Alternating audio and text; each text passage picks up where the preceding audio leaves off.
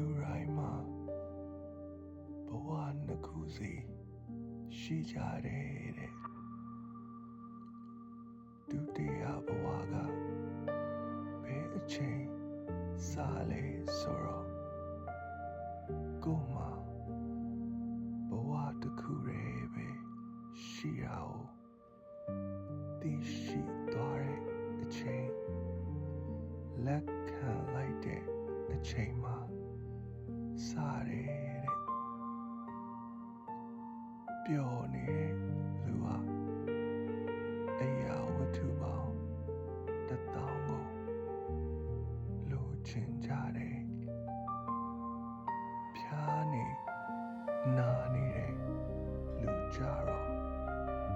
တခုတည်းကိုပဲတောင်းတတော့တယ်ဆိုတော့ကိုယ့်ရဲ့ပျော်ရွှင်မှုနဲ့စိတ်ငြိမ်းချမ်းမှုကို